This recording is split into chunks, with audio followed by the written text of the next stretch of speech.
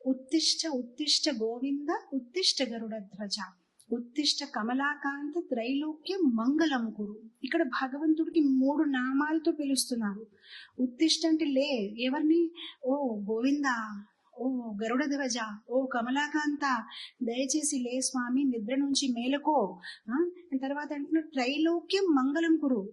లేసి ఏం చెయ్యాలి? త్రైలోక్యం మంగళం కురు, 3 లోకానికి మంగళం చెయ్యాలి స్వామి, నీ లేక ఇంకెవరు ఉన్నారు అని చెప్తున్నారనమాట. ఇక్కడ మీరు గమనిస్తే ఆ పేరు కూడా ఎంత ఆలోచించి పిలిచారు, గోవింద అని పిలిచారు. అసలు ఆ గోవింద అనే పేరు ఎందుకు వాడారు? ఎన్నో పేర్లు ఉన్నాయి స్వామికి. ఎందుకంటే ఆ గోవింద పేరుతో ఆయన ఒక గొప్ప లీలని చేశారు. బృందావనంలో ఆయన ఏం చేశారు? గోవర్ధన్ని ఎత్తారనమాట.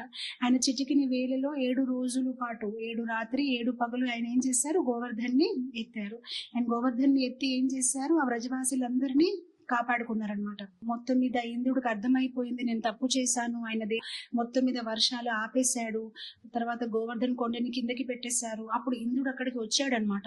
సో నేను అనుకున్నాడు అనమాట, ఇప్పుడు నేను డైరెక్ట్ గా ఆయన దగ్గరికి వెళ్తే ఆయన మీద నా మీద కోపపడతారేమో అని ఇంద్రుడు ఏం చేశారంటే తనతో పాటు కామధేనుని తీసుకువెళ్ళాడు అనమాట. సో ఆ సురభి ఆవుని ముందుకి పెట్టుకుని ఇంద్ర వెనక వెనక వస్తున్నాడు అనమాట.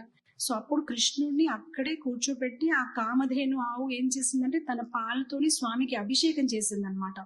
సో ఇప్పటికి కూడా మనం గోవర్ధన్ పరిక్రమ చేసినప్పటికీ ఆ కుండ వస్తుంది, గోవింద కుండ అంటారనమాట. స్వామికి అభిషేకం చేసిన పాలతోని ఒక కుండ తయారైపోయింది అనమాట.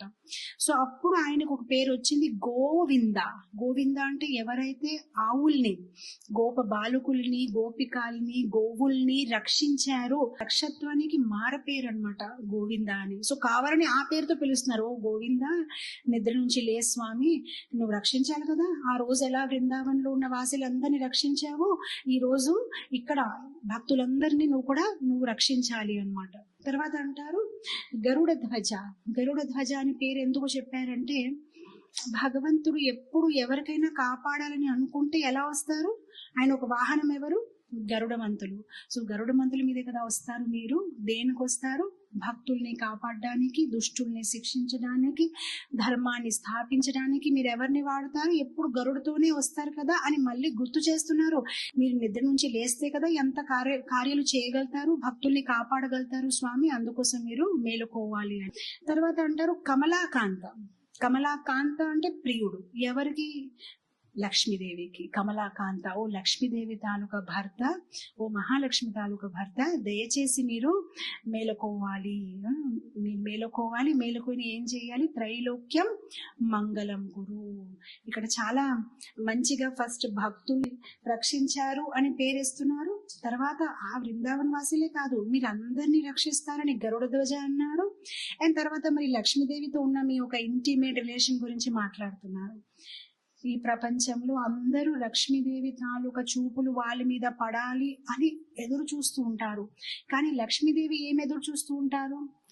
ఆ విష్ణుమూర్తి ఒక కళ్ళు ఆవిడ మీద ఎప్పుడు పడుతుంది, ఆయన ఎప్పుడు మేలుకుంటారు, ఎప్పుడు ఆయన ఒక కనులతోని లక్ష్మీదేవిని చూస్తారని ఆవిడ ఎదురు చూస్తూ ఉంటారనమాట. సో అందు గురించి ఇక్కడ ఓ కమలాకాంత అంటే ఓ లక్ష్మీదేవి కూడా మీకోసం ఎదురు చూస్తున్నారు. దయచేసి స్వామి మీరు ఐస్ ఓపెన్ చెయ్యాలి, ఇంకా మీరు నిద్ర నుంచి మేలుకోవాలి అంట అన్నమాట.